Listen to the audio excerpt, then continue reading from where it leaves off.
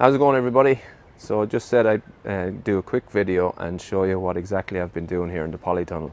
So for any of you that listen to the podcast, I've been talking about it quite a bit, that the video and doing videos is going to become an important part of Master My Garden. I certainly plan to do a YouTube video probably every week, and obviously I'll do other little shorter ones as well. But in this area here, I'm going to start doing a live as well at some point, and yeah, I just wanted to show you all what's going on. So I'm just going to flip the camera around and I'll show you what's happening.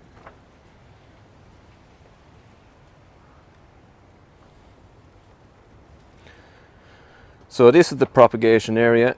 You'll see it's basically 16 foot long, and I'll show you. It's very simply 8x4 sheets of plywood, and on top of the ply I have, there's a cup of tea, I have capillary matting, plastic sheet underneath it for holding the water. So basically the plants will water from the bottom for the most part, and over the top of the plastic hoops I put this propagation plastic. So that's a real light propagation plastic that holds in the humidity in the bed. And just down here I have two. This one is a heated propagator, and then I have a heat mat here. Now these guys are kind of working overtime because, as I'll show you in a minute, there's net sides on the tunnel, and you can even see the wind there blowing the plastic. So they're actually working a little bit too hard and not ideal, because you need, obviously with the wind and the air movement around it, they're going to be staying on. Both of them are thermostatically controlled, so they're going to be kicking on a lot more, and in fact the heat mat is probably running all the time. So it's a heat mat with a bit of sand, and then you put your seed trays on top. So I'll just show you what I've sown. So these were sown on the 17th, or St. Patrick's Day. That's basically a killia in the first one, and you can see there they're doing really well. Quite a good few of them are germinated at this stage. Then I had dahlias. Those guys are doing brilliantly, and again sown on St. Patrick's Day.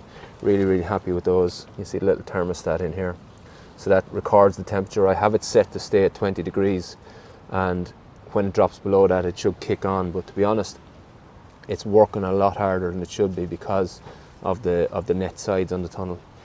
That then is some Angel's fishing rods. There's not much happening there. Tiny one up there. I'm not sure that they're actually Angel's fishing rods. That's a veg seed of some sort in there. But no major stir there yet, but I wouldn't have expected it to be. I have sweet peas here, again sown on the same day. Nice few seedlings popping up. That looks odd as well, but yeah, nice few seedlings popping up and a few more peeping through, so happy with those. This is Kerrix. I'm not even going to take the lid off, so it's Kerrix Grass. We have no germination there yet, but wouldn't expect it. Generally you're looking for 20 degrees for about 14 days, so a little bit early there. But wait till I show you the tomatoes. They're doing really well. So that's the tomatoes. I have 4 different types. I have Gardener's Delight, I have Mountain Magic, Honeymoon, and Tumbling Tom. And as I said, they're doing really well, all of those. And in the last one I have sweet corn and peppers. Sweet corn is doing okay. I have no germination just yet on some of the rest of them. But this first tray of veg that you see here, so this is a mix, and it's what I'm going to be doing. They're 308 trays, so they're basically a commercial veg tray. It's 15 cells from one side to the other, and that's what I'm going to use for sort of successional sowing as I go along. And that's the very first tray that I've sowed. So from left to right I have lettuce. White Lisbon actually have no germination, but I have 2 types of lettuce here, pretty much 100% strike rate.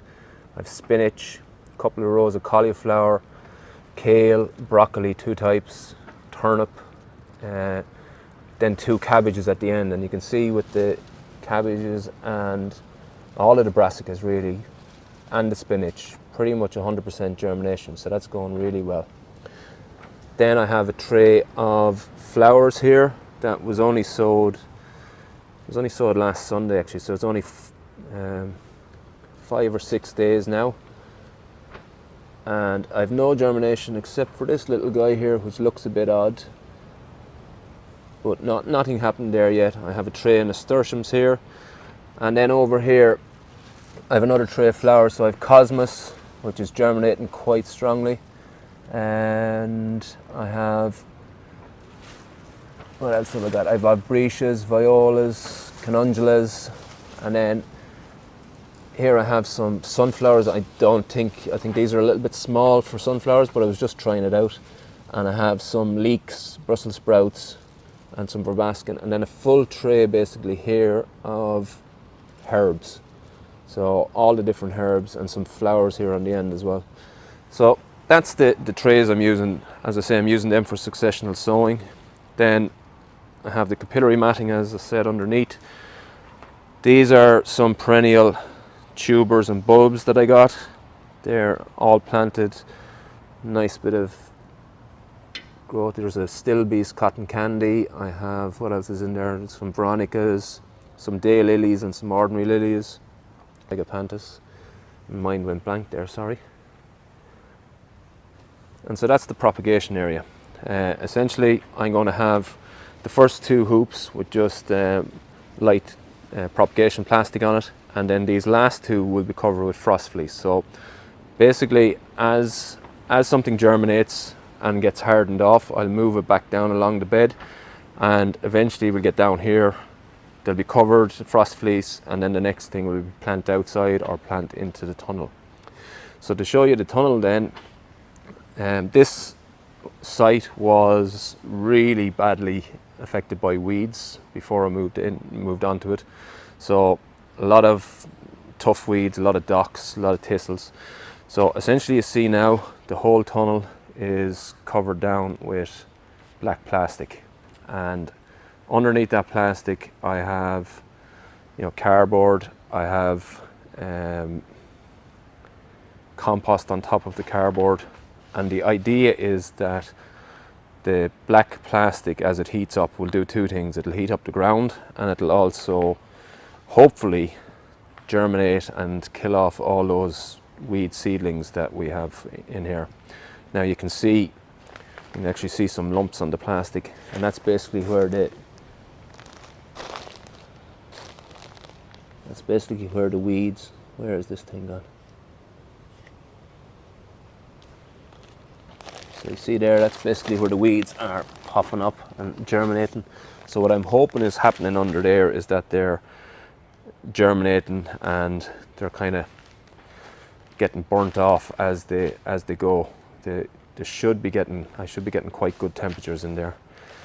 So all of that is already marked out into beds underneath. So I have wood chip on the sides, then I have a bed with, as I say, cardboard, compost, and then another wood chip pat.